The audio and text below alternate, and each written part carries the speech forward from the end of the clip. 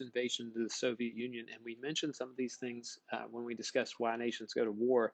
But remember, Hitler started getting paranoid when dealing with Great Britain, and he thought they were holding on hope that Russia would get involved, and we know that Russia wasn't, but Hitler's too paranoid to understand that. And so Hitler's planned invasion into the Soviet Union was what we called Operation Barbarossa.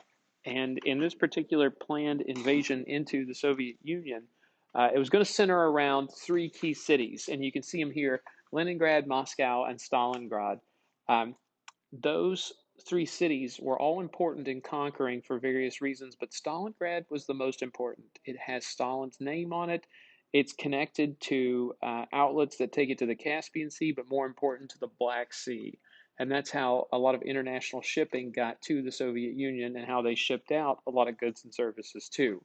The area around Stalingrad also had a lot of oil, so those reasons mean that Stalingrad, conquering that city, is more important than conquering the other ones. They're all important in their own way, and you can see the green line right through the middle of Poland is where the German line is going to start, and they want to advance all the way to where that little green and red dotted line is in the middle of the Soviet Union. Everything beyond that line was more uninhabitable, so the Germans didn't care quite as much about conquering that. All right, so those three cities were those were the ones they really wanted to conquer. They had these objectives. They split up their army into three parts. And remember, the invasion goes well in the first part of it. And where you see from that green line to the red line right in front of those three cities, that's where the German advance gets to in about a month or two. All right, it doesn't take them long to get there. And people thought, gosh, this is just going to be another quick German victory. But remember, there were reasons that the Russians were unprepared for this as well. Stalin had a nervous breakdown. Stalin had purged many of his best soldiers, his best military leaders. Stalin thought there'd be an ultimatum first. There are so many reasons why the Russians are completely unprepared for the invasion. But then, after the Russians get a chance to regroup, they are able to start fighting a little more furiously. And beyond that, the winter sets in. Okay? And the fighting at these three cities, you see the Germans get to these three cities and they're attacking these cities, but they never are able to conquer any of the three.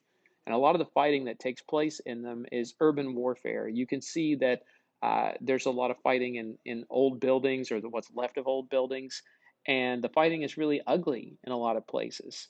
You can see a couple soldiers here trying to get over some old brick walls, and Stalingrad, in particular, is going to be very ugly. In fact, after the war, it's going to take years to rebuild these cities.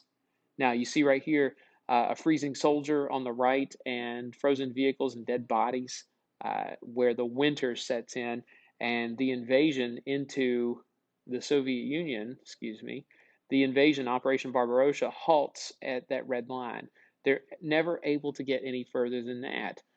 Another problem that the Germans encountered was that the Russians used something called scorched earth.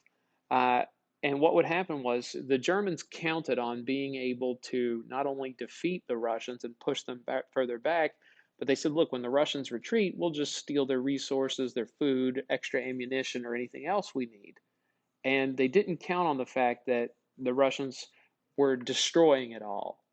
And that's what they meant by scorched earth, that the Russians, rather than let food fall into enemy hands, they just burned it or they destroyed it in some capacity. All right. So the Germans aren't able to effectively feed themselves or resupply themselves because it's hard to get stuff all the way back from Germany. And Germany's still got the rest of the war effort to care about. And so it's going to be pretty difficult for the Germans. And literally for 9 to 10 months, especially at the Battle of Stalingrad, it's going to take the Russians a while to turn things around. But eventually, that red line where the Germans get outside those three cities, that is going to be the furthest that Germany gets with their invasion. And eventually, Russia starts to push the Germans backwards. And they're going to push them back beyond that green line. And by the time the war's over, you can see that black line in Germany. And that's where the Russians are going to push the German army to. Okay? Now, with that in mind, we'll pick up with this later on. but make sure you complete the assignment that is in your folder today.